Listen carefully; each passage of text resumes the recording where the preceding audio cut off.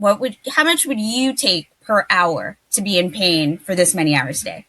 And you ask that of the average person, the number's not low. If we end up going to a jury trial on some of these cases, which we do, we give a jury instruction to the jury on damages. What are the elements that the jury looks at in determining what they can award money for? Obviously, it's the big one's always going to be your medical treatment and your medical bills. But like we had talked about before, your wage loss is another. Then there's the term everybody has heard, pain and suffering, which does mean your physical pain. So if you get up every day and now you're achy and that was not the case before, yeah, they can award money for that. Suffering, obviously, some people suffer and then other people feel just severe inconvenience. That's a great way of thinking of it too, because the inconvenience to your life is something that you should absolutely be compensated for, because this accident changed your day to day. And they can consider that, and they can consider testimony from your friends, your family during the trial that all speak to that.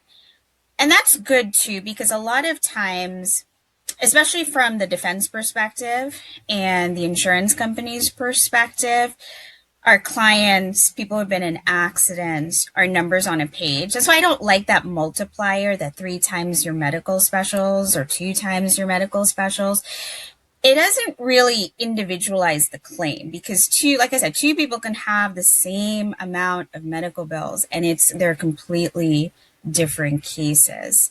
And as much as some of our clients don't like to go to trial, I've found that juries are pretty good about adding in those other elements of damages to get the big picture of how an accident's affected somebody. Yeah, one of the elements is also loss of enjoyment of life. And I know you touched on that, but talk a little bit more about what that is and what the value of that is. Yeah, so to give a very specific example, we had one case that went to trial where our client, he was in his 60s and he had grandkids. And prior to this accident, that was his, like he at that point, he was pushed into early retirement, but his dream in retirement was just to hang out with his grandkids, play with them, take them camping, hiking. He was a very outdoorsy guy. And after this accident, he could maybe be active for 2 hours at a time, and then he would find himself on the couch. That is not his idea of what an ideal retirement was supposed to look like. Could he function day to day? Yeah, for the most part, absolutely could. But that was not the life he envisioned for himself. That's not the life he wanted for himself. And it wasn't the life he was planning for himself. And if not for this accident, that's not the life he would have had. The accident took that from him. It's hard to quantify. And it's somehow unfair that you almost have to put monetary amounts on things like that. But it's definitely something that our clients deserve to be compensated for. How about pain and suffering? What's the value of that? How do you put a price tag on that? It's hard. It's really hard. And it depends on a few things. So I find for myself and for juries also, they look at a couple of things. Was it temporary? Meaning, did the client get better? Was this a short-term thing? Was this a long-term thing? Or God forbid, is it an ongoing thing? And if it's ongoing, you kind of have to think about, because of this accident, part of this person's job now, so to speak, part of their life responsibility is to live with this pain. And I've seen different attorneys quantify it in different ways. One way to do it is assume that they now have to deal with this, almost like you have to deal with a job or a task or something. And let's put an hourly rate on it. How much would you take per hour to be in pain for this many hours a day? And you ask that of the average person, the number's not low. It's not minimum wage usually, but that's one way to quantify it. And you'd be surprised with some of these injuries, what numbers you would be getting if you actually sat down and did the math. Did the math for yourself. Anybody who's broken an arm or a bone or something and actually sat there and did the math on how many hours a day they spent in pain and how much someone would have had to pay them to voluntarily do that, number could add up very fast. Yeah, I've seen in arbitrations, like the defense asking the arbitrator to award $1,000 per month for all of the general damages, which would include like pain and suffering and loss of enjoyment of life and inconvenience and mental and emotional anguish. Everything that's entailed in general damages, defense will say, so-and-so treated for 6 months.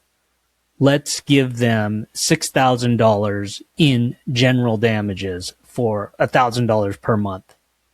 What do you think about that? I think that's silly. So you don't have to be a lawyer. You don't have to have any experience to have somebody present you with a number saying, and give you a scenario. Let's say you have pain. We use like the 1 to 10 scale, right? Pull a person off the street and say, okay, you're going to have pain about X hours a day. It's not going to be so bad, right? It's going to be 3 out of 10. It's going to disrupt your life like this. These are the things you're not going to be able to do for this long.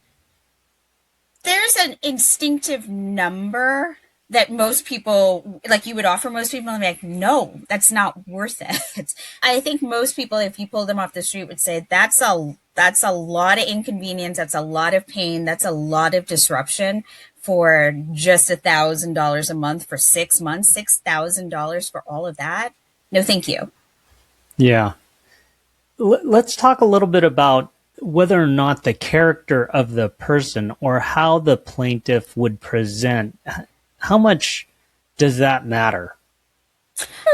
Somewhat, but to be fair, I won't even let my clients give a recorded statement on the phone without prepping them. I certainly won't let them give a deposition or be anywhere where they have to give testimony in front of anyone, even if it's just the defense attorney alone, without prepping them. So I think a client will be prepped as to how to quote unquote present well. And what that means is I don't want to stifle my client's individuality or their personalities at all. But there are things that it's human nature to do that sometimes attorneys might not want you to do when you're speaking to the other side. So it's a very emotional time for a lot of our clients, and they should definitely convey that.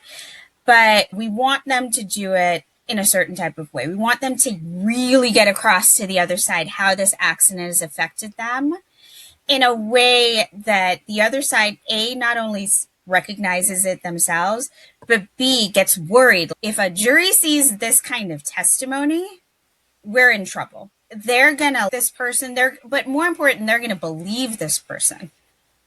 And they're going to believe this testimony. And they're going to be inclined to award more. Because again, the insurance company, as they're listening to all of the evidence, what they're thinking about is exposure. How much will I have to pay? How much is this going to cost the company? And how much is this going to cost the at-fault person who's their client? Like, how much is this going to cost? So when you're presenting your client, you want them more than anything else to present as credible, hopefully likable to a jury, but I think credible is the most important part. Someone a jury is going to believe and want to compensate because they believe that these things are true.